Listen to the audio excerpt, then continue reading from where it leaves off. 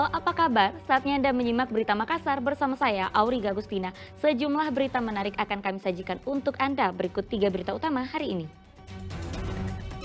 Seorang pria lanjut usia ditemukan tewas di aliran Sungai Jeneberang, Kabupaten Goa. Memasuki bulan Ramadan, harga kebutuhan pokok di Kabupaten Goa naik. Menjelang bulan suci Ramadan, warga di Kabupaten Goa mulai melakukan tradisi ziarah ke makam ulama.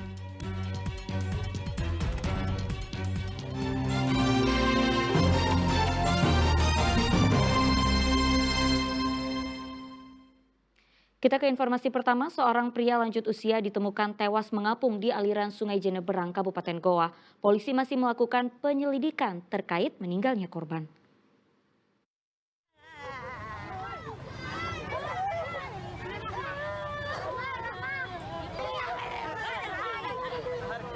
Tangis keluarga pecah begitu jasad Tata Daengtara, lansia berumur 60 tahun warga desa Bontolua ini ditemukan tewas di Sungai Jenebarang, Desa Lambeng, Palengga, Kabupaten Goa.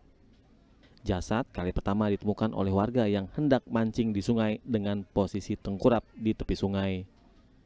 Penemuan pun langsung dilaporkan ke pihak kepolisian.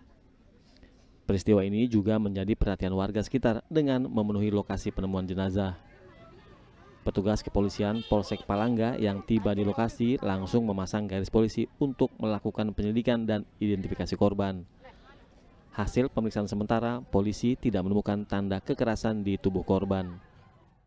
Kondisi posisi daripada mayat tersebut itu tengkurap menghadap ke bawah.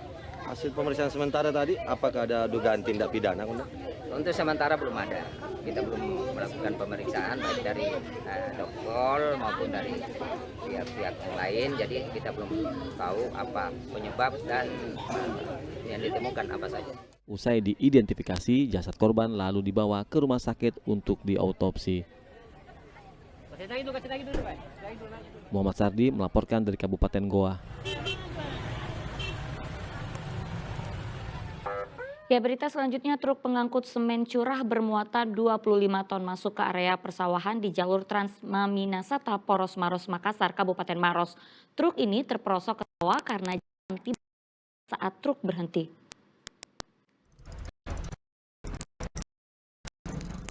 Terbalik dan masuk ke persawahan, truk bermuatan semen ini terguling usai jalan poros penghubung antar kabupaten yang dilintasinya ambles di desa Kecamatan Turikale, Kabupaten Maros.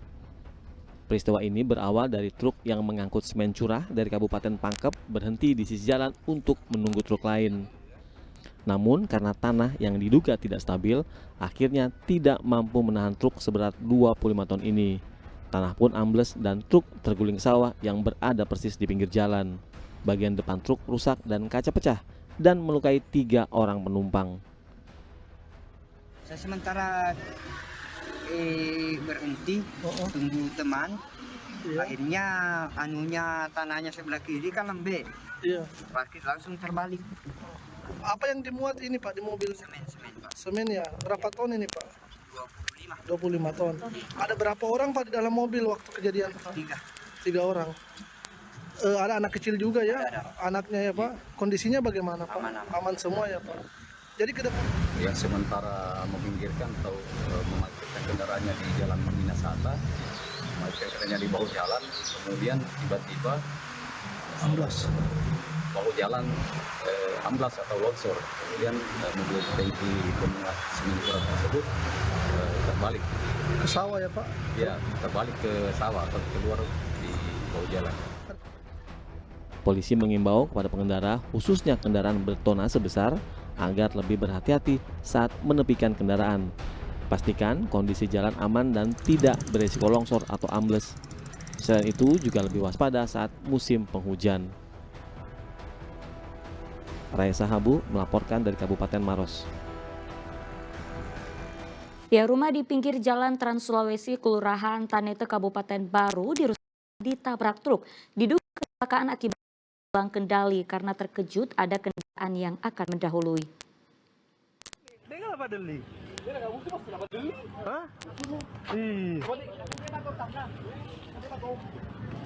Rumah warga di Jalan Trans Sulawesi di Kelurahan Tanete, Kecamatan Tanete Rilau, Kabupaten Baru, hancur usai ditabrak truk pada Senin lalu.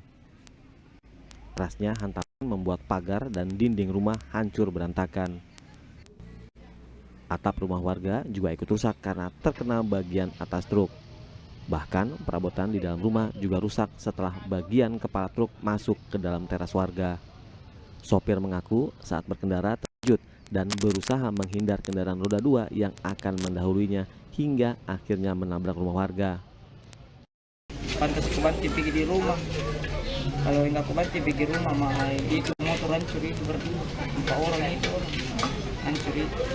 Berarti 2 motor ya? Iya, 2 motor. 3 motor dia ada di samping juga di sebelah kanan. Sementara hasil pemeriksaan polisi diduga truk yang melaju dari arah Pati menuju Makassar ini hilang kendali saat berkendara, akhirnya terjadi kecelakaan.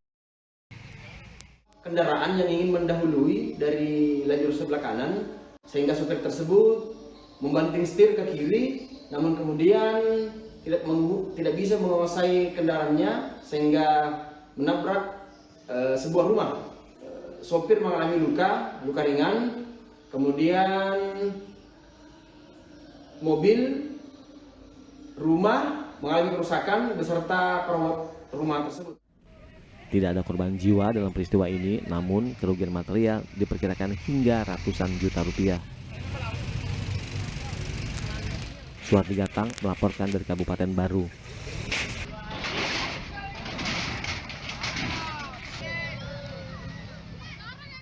Kita beralih ke informasi lain, kesal tak diberi makan dan uang. Seorang pemuda di Kota Makassar tega menganiaya ibu tirinya dengan senjata tajam. Pelaku juga sempat menganiaya tetangganya sendiri hingga terluka. Seorang pemuda bernama Wahyudin tega menganiaya AM, ibu tirinya, dengan menggunakan senjata tajam. Kejadian ini terjadi di rumahnya sendiri di Jalan Malangkeri, Kecamatan Tamalate, Kota Makassar. Ini terjadi saat korban hendak masuk ke dalam rumah. Peristiwa tersebut terjadi pada 23 Februari lalu. Saat itu korban yang hendak masuk ke dalam rumah ditahan oleh pelaku. Saat yang bersamaan, pelaku Wahyudin juga meminta uang dan makan kepada korban AM. Karena tak diberi, pelaku yang dalam kondisi mabuk lalu mengambil sebilah parang dan menganiaya ibu tirinya hingga mengalami luka yang cukup parah pada bagian punggung kanan. Bahkan tetangga korban juga ikut terluka akibat kemarahan pelaku. Saat hendak ditangkap polisi, pelaku sempat bersembunyi di rumah kosong dekat lokasi kejadian.